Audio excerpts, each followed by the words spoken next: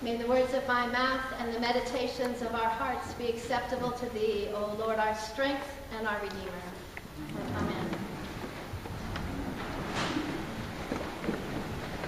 No, it's not Christmas yet. With those hymns and with those readings, it feels like it's Christmas, but hang on a little longer. The readings we have today, especially these last two, are perfectly set up for my sermon, because the sermon is just on Matthew. We have to pretend there is no Luke, because when Matthew wrote his gospel, he had no contact with Luke, who probably wrote his gospel a little later. So Matthew has some very important themes that he wants to really punch out in his gospel. And he does this through repeating several different formula quotations again and again. He'll say, "Thus was accomplished what had been prophesied in days of old," or "Thus the words of the prophet became true." And then he gives us the word of the prophet to show that there is a continuity between what the God of our fathers, our ancestors, Abraham, Isaac, and Jacob, and all of them, what started with them is continuing through the blessed love of God, who has promised to be with us in steadfast, abiding love. So Matthew puts these little verses in there and punches them with new meaning, saying this is happening in our time. We are living in the age that was prophesied, and Jesus is the one who brings us this. So Isaiah wrote 800 years before Matthew wrote his gospel that a virgin would conceive and bear a child. It was actually a young woman shall give birth to a young child, shall conceive and give birth. But the version that our ancestors read in the first century was written a little different, and the word was translated virgin.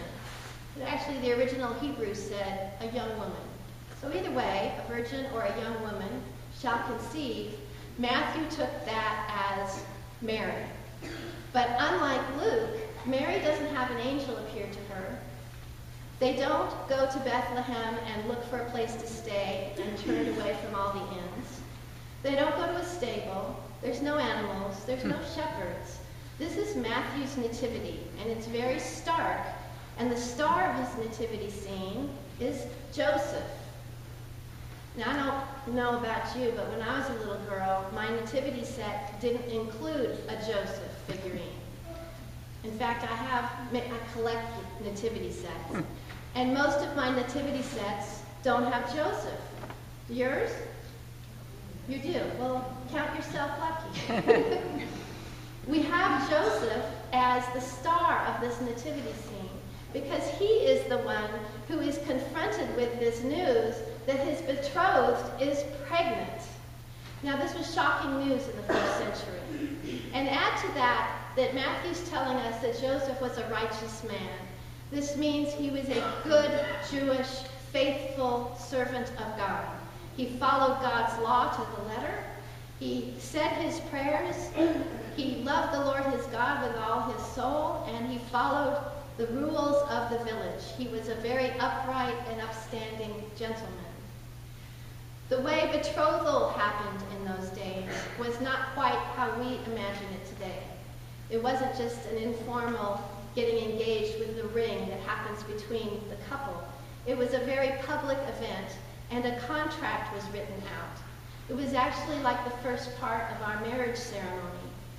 The only thing that didn't happen was the consummation, where the betrothed would move into the groom's house and they would start their family living together. So they had a contract between them, and the only way this contract could be broken would be with divorce. And the only okay reason to get a divorce was if the woman was accused of adultery. So this is very heavy-duty stuff in our nativity story, and Joseph has a burden that he has to honor. So he did the right thing in saying he was going to excuse her privately. That was the right thing to do. It was a kind thing. She would have to move out of the village and find a new place to go. But he was being kind to not have her stoned to death or publicly decreed an adulteress. Now, he had decided to do this, and then he went to sleep. And he had a dream. There is another Joseph, even further back than 800 years, when Isaiah prophesied about the coming of Emmanuel. Another Joseph who wore a coat of many colors. Remember this Joseph? Who had some brothers who were not very kind to him? Well, that Joseph had dreams. And what did that Joseph do with his dreams?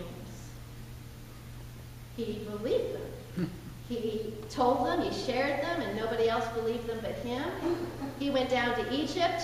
They started believing him in Egypt. And in Egypt, the Pharaoh of Egypt called him a man who has God's Spirit in him. Matthew uses this to explain Joseph's character.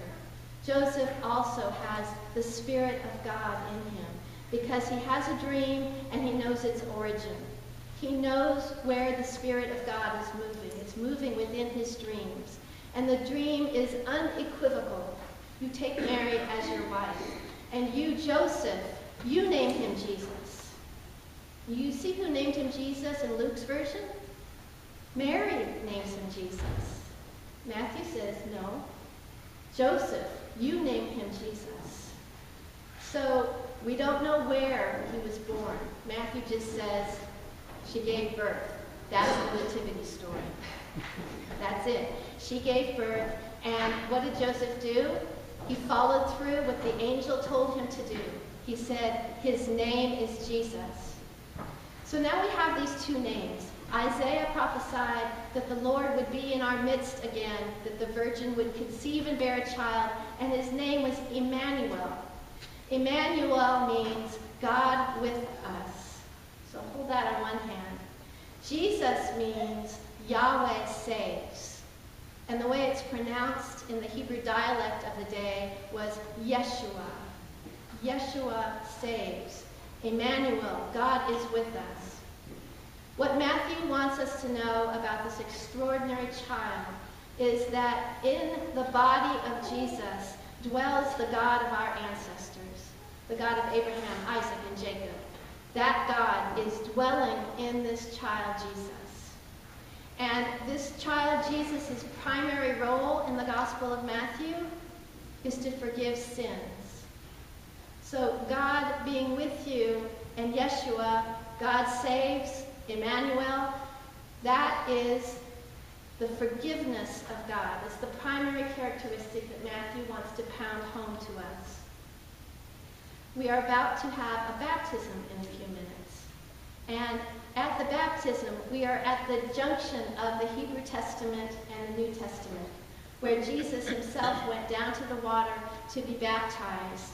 And the Holy Spirit came down on Jesus and said, this is my beloved in whom I am well pleased.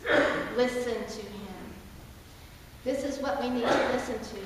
This little baby Abigail, who's going to be part of the Christian family today, is welcomed into a community who calls itself redeemed.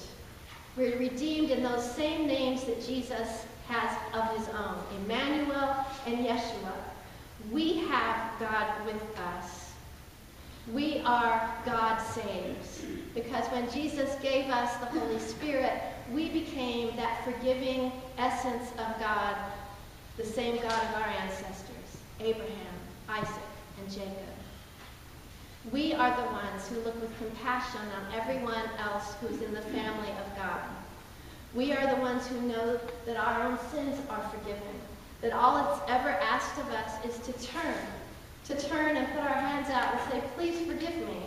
That's all we need to do, because forgiveness is our name. We forget that sometimes.